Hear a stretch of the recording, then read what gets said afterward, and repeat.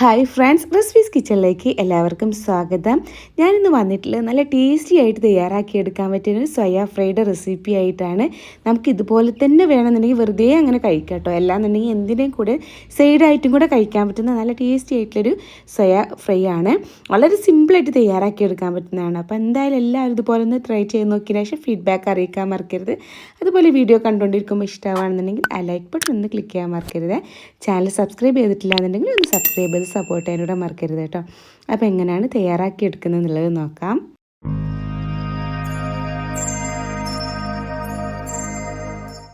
തയ്യാറാക്കി എടുക്കാൻ വേണ്ടി ഞാനിവിടെ ഒരു 150 ഗ്രാമോളം സോയ ചങ്ക്സ് ആണ് എടുത്തിട്ടുള്ളത്. അത്യാവശ്യം വലിപ്പമുള്ള ആ ഒരു ടൈപ്പാണ് കേട്ടോ എടുത്തിട്ടുള്ളത്. നമുക്ക് ഏത് വെച്ചിട്ടും ചെറിയ ടൈപ്പ് വെച്ചിട്ടും ഏത് വെച്ചിട്ടും ചെയ്തെടുക്കാവുന്നതേ ഉള്ളൂ. ഏതെടുക്കാം. ഫസ്റ്റ് നമുക്കിതൊന്ന് ചൂടുവെള്ളത്തിൽ ഇട്ടിട്ട് ഒന്ന് സോക്ക് ചെയ്തെടുക്കാം കേട്ടോ. അപ്പോൾ അതിനായിട്ട് ഞാനിവിടെ ഒരു ബൗൾ എടുത്തിട്ടുണ്ട്. അതിലേക്ക് ഈ ഒരു സോയാ ചങ്ക്സ് അങ്ങ് ഇട്ട് കൊടുക്കുകയാണ്. എന്നിട്ട് അതിലേക്ക് നല്ല തിളച്ച വെള്ളമാണ് കേട്ടോ. ഞാൻ ഉപ്പിട്ടിട്ട് തിളപ്പിച്ചെടുത്തിട്ടുള്ള വെള്ളമാണ്. അപ്പോൾ അത് ഇതിലേക്ക് അങ്ങ് ഒഴിച്ച് കൊടുത്തിട്ട് നമുക്ക് കുറച്ച് ടൈം അതൊന്ന് കുതിരാനായിട്ട് മാറ്റി വെക്കാം. ഇനി അതൊന്നങ്ങ് മിക്സ് ചെയ്ത് കൊടുത്തിട്ട് അടച്ച് വെച്ചിട്ട് നമുക്ക് കുറച്ച് ടൈം വെക്കാം കേട്ടോ. അപ്പോഴേക്ക് നന്നായിട്ട് കുതിർന്ന് വരും. അതിൻ്റെ ആ ഒരു ചൂടൊക്കെ ഒന്ന് ഏകദേശം പോകുന്ന വരെ ഒന്നങ്ങ് വെച്ചാൽ മതിയേ. ഇപ്പോൾ അത് നന്നായിട്ട് തണുത്ത് വന്നിട്ടുണ്ട് കേട്ടോ. ഇത് നമുക്ക് ഇതൊന്ന് വെള്ളമൊക്കെ ഒന്ന് ഊറ്റിയെടുത്തിട്ട് വരാം. അപ്പോൾ അതാ ഞാൻ ഇതുപോലെ വെള്ളമൊക്കെ ഒന്ന് ഊറ്റിയെടുത്തിട്ടുണ്ട്. ഇനി നമുക്ക് കൈ വെച്ചിട്ട് നന്നായിട്ട് ഇതൊന്ന് ആ ഒരു വെള്ളമൊക്കെ ഒന്ന് പിഴിഞ്ഞിട്ട് എടുക്കണം കേട്ടോ. ഒട്ടും വെള്ളം ഇല്ലാണ്ട് നമുക്ക് നല്ല ഡ്രൈ ആക്കിയിട്ട് തന്നെ എടുക്കണേ. അപ്പോൾ കൈ വെച്ചിട്ട് ഇതുപോലെ നന്നായിട്ട് അങ്ങ് പിഴിഞ്ഞെടുത്താൽ മതി. എല്ലാം നമുക്ക് ഇതുപോലെ ചെയ്തെടുക്കാം കേട്ടോ. ഇനി അടുത്തതായിട്ടൊരു ബൗൾ എടുക്കാം. അതിലേക്ക് നമുക്ക് 1 കപ്പ് തൈരാണ് കേട്ടോ എടുത്തിട്ടുള്ളത്. ഓവർ പുളിയില്ലാത്ത തൈരാണ് കേട്ടോ എടുത്തിട്ടുള്ളത്. അത് നമുക്ക് അതിലേക്ക് അങ്ങ് ഒഴിച്ച് കൊടുക്കാം. എന്നിട്ട് ആ തൈരിൻ്റെ കട്ടൊക്കെ ഒന്ന് ഒടിഞ്ഞ് വരുന്നവരെ ഇതുപോലെ നന്നായിട്ടൊന്നങ്ങ് മിക്സ് ചെയ്തെടുക്കാം കേട്ടോ.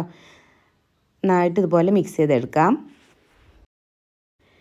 ഇനി അതിലേക്ക് നമുക്ക് 1 ടേബിൾ സ്പൂണ് കാശ്മീരി ചില്ലി പൗഡറാണ് കേട്ടോ ഇട്ട് കൊടുത്തിട്ടുള്ളത്. അതുപോലെ 1 ടീസ്പൂണ് മല്ലിപ്പൊടി ഇട്ട് കൊടുക്കുന്നുണ്ട്. അതുപോലെ തന്നെ ഒരു 1/2 ടീസ്പൂണ് മഞ്ഞൾപ്പൊടി ആഡ് ചെയ്ത് കൊടുക്കുന്നുണ്ട്. പിന്നെ ഒരു 1/2 ടീസ്പൂൺ തന്നെ ഗരം മസാലയും കൂടി ആഡ് ചെയ്ത് കൊടുക്കുന്നുണ്ട്. അതിൻ്റെ കൂടെ തന്നെ ഒരു 1/2 ടീസ്പൂണ് വലിയ ജീരകത്തിൻ്റെ പൊടിയാണ് കേട്ടോ എടുത്തിട്ടുള്ളത്. അതും കൂടി അങ്ങ് ഇട്ട് കൊടുക്കാം. പിന്നെ നമുക്കതിലേക്ക് 1 ടേബിൾ സ്പൂണോളം ഇഞ്ചി വെളുത്തുള്ളി പേസ്റ്റാണ് കേട്ടോ എടുത്തിട്ടുള്ളത്. നല്ലപോലെ ഒന്ന് പേസ്റ്റാക്കി അരച്ചെടുത്തിട്ടുള്ളതാണ്. അതങ്ങ് ഇട്ട് കൊടുക്കുന്നുണ്ട്. അതിൻ്റെ കൂടെ അതിലേക്ക് ആവശ്യമായിട്ടുള്ളൊരു ഉപ്പും കൂടി ഇട്ട് കൊടുക്കാം. ഒരു 1/2 ടീസ്പൂൺ അടുത്ത് കണ്ട് ഉപ്പ് ഇട്ട് കൊടുത്തിട്ടുണ്ട്. എന്നിട്ട് നന്നായിട്ട് അതെല്ലാം കൂടെ അങ്ങ് മിക്സ് ചെയ്തെടുക്കാം.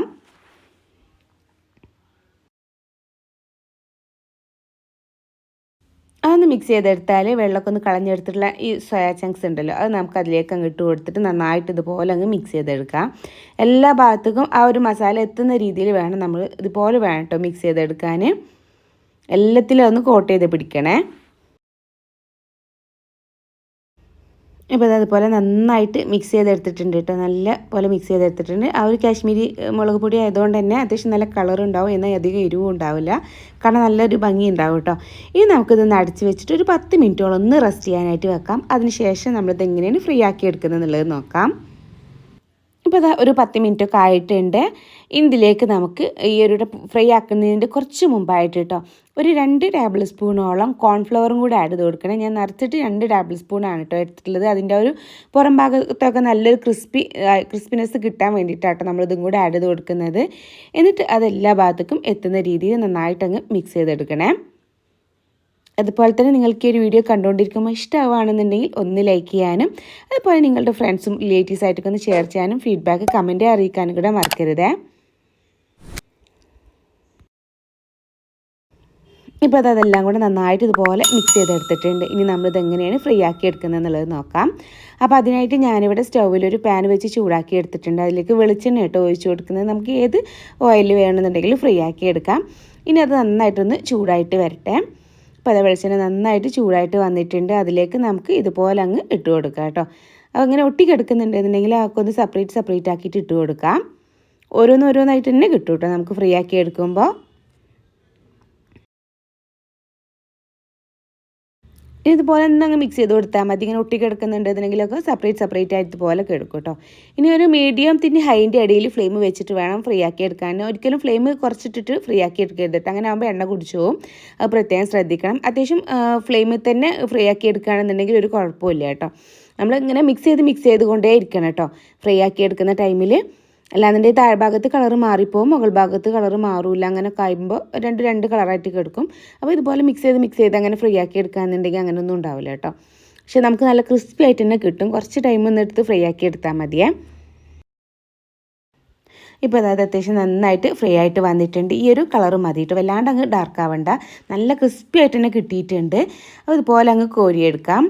അപ്പോൾ നമ്മൾ ഇപ്പോൾ സോയ ചങ്ക്സ് ഫ്രൈ ആക്കി എടുക്കുമ്പോൾ ഓയിൽ കുടിക്കുമോ എന്നുള്ള ആ ഒരു ടെൻഷനോ കാര്യമൊന്നും വേണ്ട. അത്യാവശ്യം ഒരു ഫ്ലെയിമിൽ ഇട്ടിട്ട് നമ്മൾ ഫ്രൈ ആക്കി എടുക്കുകയെന്നുണ്ടെങ്കിൽ നല്ല പെർഫെക്റ്റ് ആയിട്ട് തന്നെ ഒട്ടും എണ്ണ കുടിക്കാത്ത ഫ്രൈ ആക്കി സോയ ചങ്ക്സ് നമുക്ക് ഉണ്ടാക്കിയെടുക്കാൻ പറ്റുക. അപ്പോൾ ഇതുപോലെ എല്ലാം അങ്ങ് കോരിയെടുത്തതിന് ശേഷം ഇനി ബാക്കിയുള്ള ഒരു പോർഷനും കൂടി ഇതിലേക്ക് അങ്ങ് ഇട്ട് കൊടുക്കട്ടെ. 2 പോർഷനാക്കിയിട്ട് ഫ്രൈ ആക്കി എടുക്കാനേ ഉണ്ടായിരുന്നുള്ളൂ എനിക്ക്. അതും കൂടി അങ്ങ് ഇട്ട് കൊടുത്തിട്ട് അതും കൂടി അങ്ങ് ഫ്രൈ ആക്കി എടുക്കാം.